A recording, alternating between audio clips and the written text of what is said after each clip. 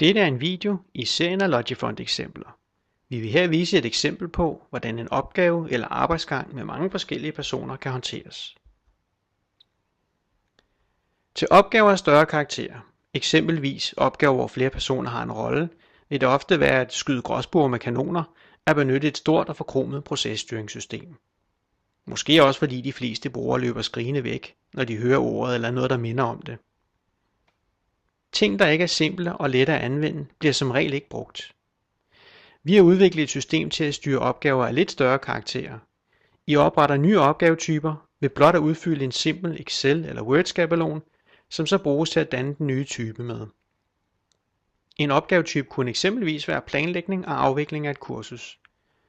Og når opgavetypen er oprettet en gang for alle, kan I bruge den igen og igen.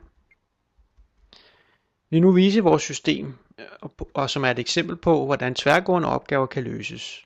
Der skal ikke installeres noget. Det hele ligger på et website, og hver gang du skal foretage dig noget, så modtager du en mail med et direkte link til denne her opgave. Uanset hvad jeres opgave må indeholde, er det ens bygget op. Heroppe står opgavens navn, i det her tilfælde at arrangere et Word-kursus. Der står, hvornår den er startet, hvornår der er deadline, og hvornår den er afsluttet. Efter deadline er det angivet med et tal, hvor mange dage der er til deadline. Her er der så 7 dage tilbage, og det står med grønt. Er deadline overskredet, bliver tallet selvfølgelig stadig opdateret, men så bliver det rødt. Der står også, hvem der har startet opgaven. Her er det Susanne Olsen, og hvem der er logget ind. I det her tilfælde en Henning Jensen. Og her er der en bar, der indikerer, hvor mange af opgaverne, der er løst, og den bliver mere og mere grøn i takt med, at opgaven bliver løst. Her har vi så valgt at gruppere opgaver i nogle forskellige opgavefaser. Man kunne også bare lade dem være oplistet i en lang række, men vi synes, det havde været mest logisk at ligesom gruppere dem i en forberedelsesdel, en afviklingsdel og en opfølgningsdel. Klikker man ind på den, kan man se de forskellige opgaver, der findes derinde. Men lad os starte i forberedelsesfasen. Henning Jensen, som er logget ind, vil stå her sammen med alle de andre, der har opgaver, og han vil være markeret med fed, så det er let for ham at se, jamen det her det er mine opgaver. Starter vi over for venstre, så er der opgavenummeret, altså den rækkefølge, vi forventer opgaven skal løses i. Men ofte er der ikke tale om, at opgaver skal løses efter hinanden. Mange af dem kan jo nogle gange startes parallelt. Den lysegrå farve fortæller egentlig, at de kan startes. Er der en anden farve, f.eks. den gule, fortæller det herovre i statusfeltet, at man afventer en anden opgave. Her er opgavens navn, her er hvem der skal løse det, og her er status, som så løbende kan skiftes. Herover vil der stå, hvad dato der er blevet skiftet status fra, eksempelvis kan startes til at hvad den er gået i gang, den er måske blevet pauset, og til sidst er den forhåbentlig blevet udført. Hvis vi klikker ind på krydset over til højre, har vi mulighed for at se nogle yderligere detaljer omkring den enkelte opgave. Der er det, der hedder en aktivitetslog, og her vil alt blive skrevet. Det er ikke en, du kan skrive i selv, men det er en, systemet vil opdatere løbende, enten fordi du vælger at skrive en tekst her og flytte den over med pilen, eller fordi du vælger at opdatere status her, eller nogen andre skriver til dig. Alt sammen vil stå i loggen, så du hele tiden har overblik over alt, hvad der er sket omkring din opgave. Lad os prøve at skrive en tekst ind i logfilen her.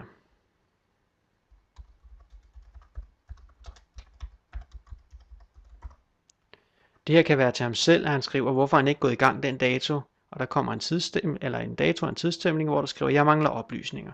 Kigger andre på opgaven, kan de så sige, at det er måske grunden til, at Henning Jensen ikke er gået i gang med sin opgave. Det er det, man bruger feltet til her. Hvis du har sat et nummer ind her, så udover teksten altid vil blive skrevet i din egen log, vil den også blive skrevet til opgaven med det nummer. Altså hvis jeg vil skrive til opgave nummer 3, skriver jeg 3 her, skriver teksten og trykker send, så vil den også komme ind i loggen til nummer 3. Så er der 2 andre felter her. Nøglen fortæller, står jeg og venter på nogle opgaver før mig, der gør, at jeg ikke kan komme i gang. Den er så heldigvis blank her, men det er jo også logisk, eftersom Henning har opgave nummer 1. Pilen ned fortæller, er der nogle opgaver efter mig, der står og venter på, at jeg bliver færdig.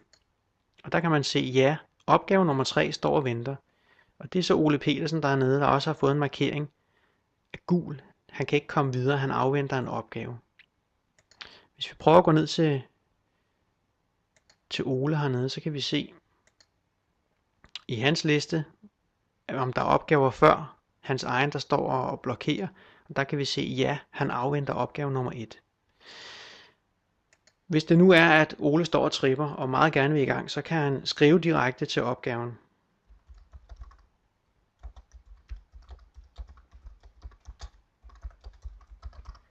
Og så siger vi, at vi vil gerne skrive til opgave nummer 1. Det bliver så automatisk udfyldt her. Så udover det selvfølgelig kommer i Oles egen log, så kommer der også, kan I se, nu er der kommet et grønt kryds heroppe på Henning. Det betyder, at der er kommet noget information op hos Henning. Hver gang det sker, vil Henning få tilsendt en mail med et link, der fortæller, at der sker noget nyt i opgaven.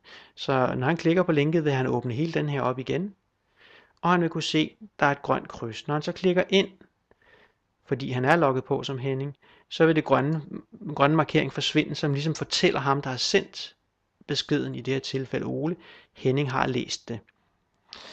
Og der kan man så se, den besked Ole sendte står herinde, og med et lille tretal foran beskeden, der fortæller, at det er opgave nummer 3, der har skrevet det her til mig. Så kan det være, at Henning er flink at svare. OK, jeg starter nu. Og det vil han gerne fortælle til 3'eren, der står dernede og venter. Så kommer den i hans egen log, og I kan se også, at den er markeret hernede hos Ole, at han gør noget nu. Klikker jeg ind på Ole, kan jeg selvfølgelig ikke fjerne den grønne markering, fordi jeg er logget på som Henning. Hvis vi går tilbage hertil og så siger, jamen nu vil vi godt sige, at opgaven går i gang, så sker der flere ting. Selvfølgelig kommer det ind i loggen. Lukker vi lige den her for at gøre det mere overskueligt. Der bliver sat en dato for, hvornår status er skiftet, og den får en markering herover, der fortæller, at nu er jeg gået i gang. Så man behøver ikke gå ind på Hennings opgave for at se, om han er i gang. Man kan se det her, og visuelt er der en indikator her, der fortæller, om opgaver er i gang, pauset, stoppet osv. Hvis vi nu siger, at vi har afsluttet den her, så sker der flere ting. I og med, at systemet ved, at Ole hernede med sin opgave 3 står og venter. I det øjeblik Henning så afslutter sin opgave, vil systemet selv gå ind og sætte status her til, at han kan starte opgaven og fjerne den gule markering.